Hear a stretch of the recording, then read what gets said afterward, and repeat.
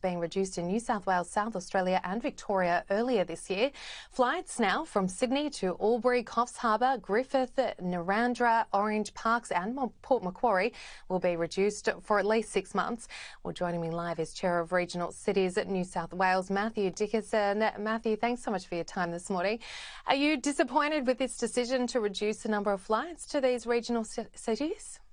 Well, certainly Rex is very important to regional areas and they do serve a very important purpose. As soon as I heard about this on Friday, I reached out to Rex. I wanted to have a discussion and understand a little bit more about what was happening. And it comes down to a problem, Lucy, that we see so much across regional areas and certainly so much across Australia in general, that we have a skill shortage. And obviously in this scenario, you might have a skill shortage in baristas and it might mean you've got to line up a bit longer for a coffee. But when you talk about airlines and we talk about planes flying, you can't fly that plane without 2 pilots sitting at the front of that plane. So that's meant that Rex, unfortunately, have had to cancel or postpone some of their flights ad hoc in the past. Having said that, they've still had a very good record. If you look at the August figures across the nation, Rex was still the best airline for on-time performance and for the lack of cancellations. But this decision, I think, was just a pragmatic decision to say, they've got to reduce those services on an ongoing basis to make sure they can continue to deliver that good on-time performance.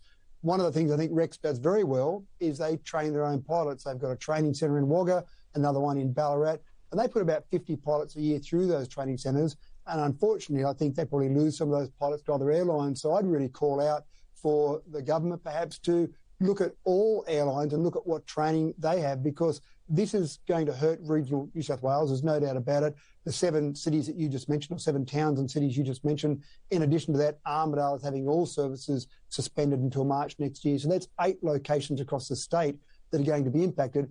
And you don't realise how important regional airlines are, whoever they are, whether it be QantasLink, whether it be Rex, whoever it might be, to make sure that we've got services in regional areas and our citizens and residents can get from regional areas to Sydney as well. So this is certainly a hard pill to swallow, but at the moment I can see it's the only choice they've got. So there's still demand for these flights from these communities, isn't there? Absolutely right. So this isn't about a lack of patronage. After COVID, obviously, it was very difficult for airlines because they couldn't fly or could fly very limited numbers during COVID. But after COVID, we're seeing numbers get back up, and we're typically seeing monthly passenger numbers back at pre-COVID levels or thereabouts. So it's not a lack of patronage, but it really just comes down to those lack of skills, those lack of enough people to be able to deliver the services that we need. And again, this is not just limited to airlines. It's certainly a range of different occupations that we're seeing these skill shortages. Absolutely. So on that, which industries will be impacted the most by these suspension? At this stage, they are just suspensions of these flights, given that we do have skill shortages right across the country, but particularly in regional areas.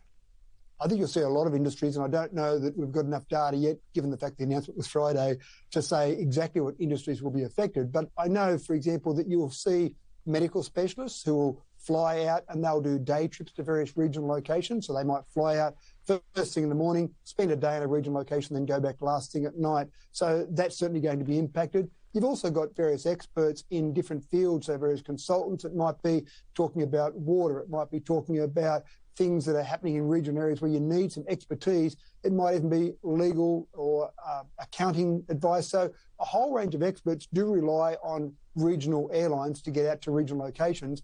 And then on the flip side of that, for residents in regional locations, they certainly rely on these airlines to get to Sydney for various things they might want to do. Not just leisure, I'm talking about, again, it might be medical, it might be some expertise they need out of the Sydney market. So I don't think it'll be narrowed down just to a couple of industries, Lucy. I think you'll see across a whole range of industries, this will have an impact.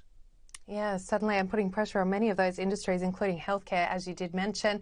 It's various reasons why people do need to travel to the city, and also over the Christmas period as well. Not ideal. But while I do have you, let's have a quick chat. New South Wales budget handed down last week. Have you had a chance to digest it, and what do you make of it, particularly when it comes to some of the key things for our regional cities? Well, one thing I did get excited about was the $350 million regional trust fund.